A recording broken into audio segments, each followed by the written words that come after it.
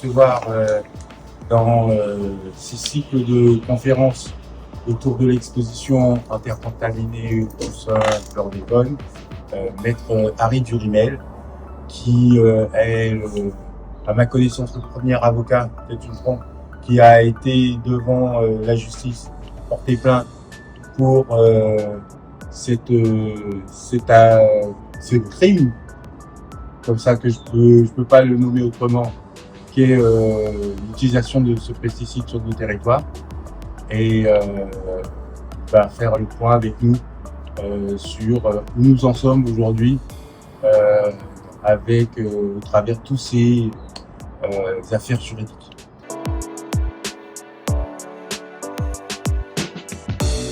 Ces recherches qui m'ont poussé à aller aussi loin dans la confection de ce nouveau procédé et l'utilisation du charbon de sargasse et du pigment de sargasse.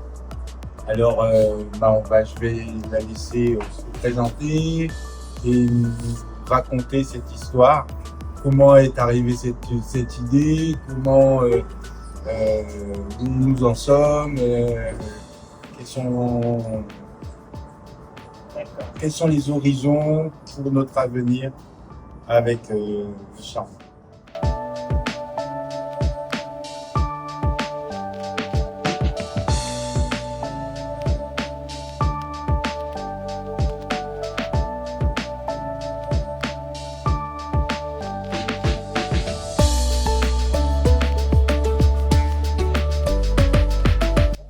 Elle se compose en 4 parties. Une partie historique, avec la frise ici. Tu vois ? La frise, c'est la partie historique. On raconte l'histoire du chlordécone, juste de la molécule. Ensuite vient la partie documentaire. Ici, on va avoir des ouvriers agricoles martiniquais qui ont travaillé dans la bananeraie et utilisé le chlordécone comme produit, comme un insecticide. Nous avons aujourd'hui les agriculteurs qui doivent produire en terre contaminée. Nous avons des gens qui sont tombés malades, qui ont commencé à militer pour réclamer justice. Des gens qui ont travaillé dans un bureau toute l'année et qui dans la ville de Fort-de-France, aujourd'hui vont faire un test de chlordéconie et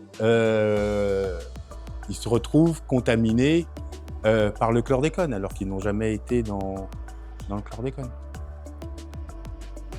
Des médecins qui disent ouais, c'est pas que de l'illusion des travailleurs agricoles, c'est vraiment des faits prouvés médicalement, comme quoi Yvon Sérénus, qui est toujours le président du collectif des ouvriers agricoles martiniquais, et plus particulièrement ceux intoxiqués aux pesticides. Et je pense que c'est même lui qui est à l'origine, en tout cas, toute cette mouvance martiniquaise qui est à la mouvance de la création du fonds d'indemnisation des victimes de pesticides en 2020. Ça, c'est la partie documentaire. La partie recherche. Sarah Gaspard. Donc, décide de dire, les Guadeloupéens, j'ai peut-être trouvé une solution pour vous. Si on allait récupérer la sargasse qui nous embête autant, qu'on en faisait du charbon actif, cela nous permettrait de dépolluer nos terres et toute la chaîne d'alimentation. On lui a dit, elle dit, mais non, regarde, j'ai fait des tests, c'est bon, ça fonctionne, on peut faire. Moi, j'ai été chercher de la sargasse, j'ai fait du charbon au cac, j'ai mis au four, hop, arrivé à Paris, j'ai fait des tests sur un nouveau système. Je trouvais que le charbon n'était pas assez bon. Il y a un photographe japonais qui m'a dit « Mais tiens, regarde, moi je fais des photos avec des pigments végétaux. Regarde comment je fais. » Je dis « Ah ok, d'accord, montre-moi. » Ok, je note. Non, je sais faire. Donc j'en ai fait du pigment. Et j'ai réfléchi à comment faire une photographie, imprimer une photographie sans produits chimiques. Ce qui fait, parce que la photographie a toujours eu besoin de chimie. Regardez les films où vous voyez les gens qui font de la photographie argentique, il y a des bains, et c'est des produits qui sont très polluants. Il y a un étudiant japonais, dans les années 2010, il a prouvé qu'il y a un complément alimentaire qui est à base de fer, qui a les mêmes propriétés que les sels d'argent. Donc j'ai été chercher mon mélange qui s'appelle le citrate ammoniacal vert, mon complément alimentaire et mon pigment de sargasse. J'ai mis les deux, mais comme je mélange de la poudre et de la poudre, ça reste de la poudre, on ne peut pas l'étaler. Il y a dans les écrits qu'il y avait un procédé à base de colle au début de la photographie. Donc je dis, ah tiens, s'ils arrivent à le faire, peut-être que moi je peux y arriver aussi. Donc j'ai été chercher de la colle de poisson. J'ai mis de la colle de poisson, c'était trop épais, j'ai dilué avec de l'eau. J'ai mis sur le papier, j'ai sorti des négatifs taille réelle que j'ai mis sur la feuille, j'ai mis au soleil. J'ai pris la feuille ensuite, je l'ai mis dans un peu d'eau oxygénée et j'ai rincé à l'eau pure. Et voilà. Là, c'est une photographie qui est faite avec du pigment de sargasse et qui n'est pas polluante, qui est faite avec un procédé 100% non toxique. Il fallait pas que je m'arrête là, parce que c'était trop facile. Je dis, bon, si je veux vraiment montrer que je dépollue la Terre, il faut que je montre une photographie en couleur, parce que notre œil va plus facilement se réapproprier l'image que si c'était en noir et blanc. L'image en noir et blanc, on va se dire « Ah ouais, mais cette putain attend longtemps. Ça a déjà passé. » Alors j'ai travaillé pour avoir de la photographie couleur.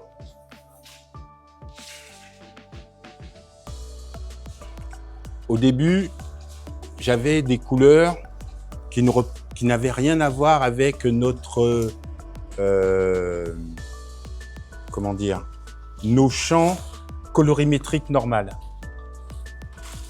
Peut-être qu'un papillon, une mouche, une guêpe arrive à voir le monde avec ces couleurs-là. Nous, nos yeux ne regardent pas ça. Nos yeux, ils ont une autre gamme de couleurs. Donc, il m'a fallu partir à la recherche de cette gamme. J'avais des problèmes de pollution puisque mes blancs ne restaient pas blancs. Le pigment, il partait où il voulait. J'arrivais pas à comprendre pourquoi. C'est juste une question de dilution. Mon procédé, il fait 5 couleurs. Du noir d'ivoire. J'ai utilisé du noir d'ivoire juste pour accentuer les noirs. Mais sur l'image entière, il est très peu présent. J'avais des problématiques de pigments. Les pigments, ils ne restaient pas sur la feuille. Ils s'en allaient au rinçage. Donc, il y a du noir d'ivoire, du noir sargasse que l'on retrouve ici, du jaune, du cyan. Donc, le cyan et le jaune vont me donner le vert. Il fallait aussi que j'enlève les traces de pinceau que j'ai sur les images. Donc, j'ai continué. Quand je rajoute la 5e couleur qui est le magenta, j'arrive à avoir le résultat. C'est-à-dire que c'est à partir de maintenant que je peux dire si mon image elle est trop jaune, trop mage, trop verte.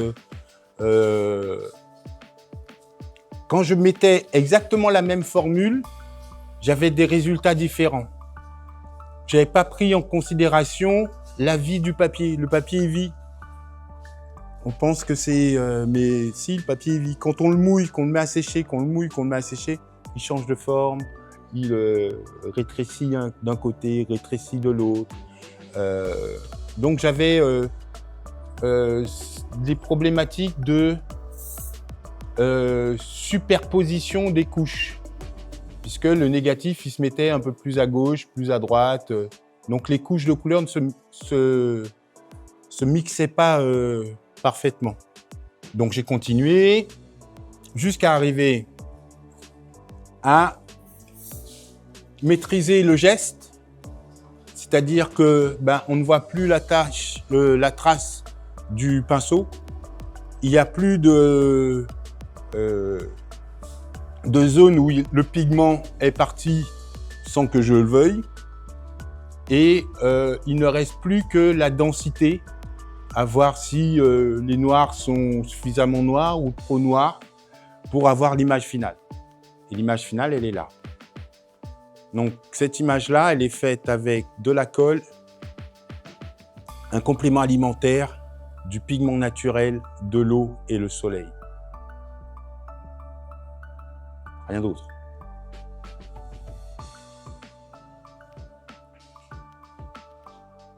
Et pour montrer la gamme de couleurs que l'on peut avoir avec ce procédé, même si j'utilise 5 couleurs, je peux faire du noir et blanc ou de la couleur. Ma gamme de couleurs, ma gamme de noir et blanc.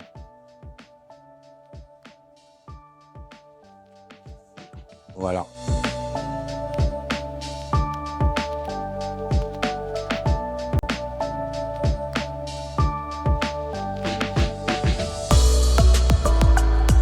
Il est des poisons silencieux qui ne se contentent pas d'infiltrer la terre, mais s'immiscent dans l'histoire même des peuples. Le chlordécone aux Antilles est de ceux-là. Loin de proposer un simple constat, l'œuvre de Charles Schulem Rousseau opère une puissante transmutation, celle d'une blessure intime et collective en un acte de résilience poétique et politique. Face au diagnostic de son propre cancer, l'artiste a transformé cette épreuve en un puissant moteur de création. C'est au cœur de sa résidence à la Capsule au Bourget, lieu dédié à la recherche et à la création photographique, que sa quête personnelle de guérison a fusionné avec une investigation plastique et scientifique. De cette ascèse est né un protocole photographique radicalement nouveau, une alchimie réparatrice. Schulem Rousseau délaisse les chimies toxiques de l'argentique pour se tourner vers ce que la mer, dans un autre spasme écologique, rejette sur les rivages, la sargasse. Cette algue invasive, symbole de suffocation, devient entre ses mains un pigment. Le paradoxe est fondateur. Le fléau devient remède. La matière même de l'image devient un geste de guérison. L'exposition se déploie en un diptyque saisissant, un dialogue insulaire entre la Martinique et la Guadeloupe. En Martinique, le temps du témoignage. Rousseau dresse des portraits documentaires d'une humanité poignante. Agriculteurs, médecins, citoyens. Leurs regards portent l'archive silencieuse d'un combat invisible. En Guadeloupe, le corps comme territoire. Le geste devient plus symbolique. Sur les peaux nues, il projette les images spectrales des bananeraies. La peau comme paysage, réceptacle involontaire du poison. Ces corps magnifiés deviennent des manifestes vivants, la cartographie d'une dignité reconquise. L'œuvre de Rousseau entre ainsi en résonance avec une lame de fond qui transforme aujourd'hui les paysages antillais. Face à la mémoire traumatique de la chimie, de nombreux agriculteurs se tournent vers l'agroécologie. Ce n'est pas un simple retour aux sources, mais une réconciliation avec le vivant. Leur démarche, comme celle de l'artiste, est une manière de décontaminer le futur, de s'assurer que la terre ne soit plus jamais un corps violenté, mais un partenaire nourricier. Présenté dans l'enceinte protectrice du Fort Fleur d'Épée, en terre contaminée, opus 1. Le chlordécone est une expérience où l'art soigne. Charles Schulem Rousseau ne se contente pas de montrer, il répare. Chaque portrait est une affirmation, chaque pigment une promesse.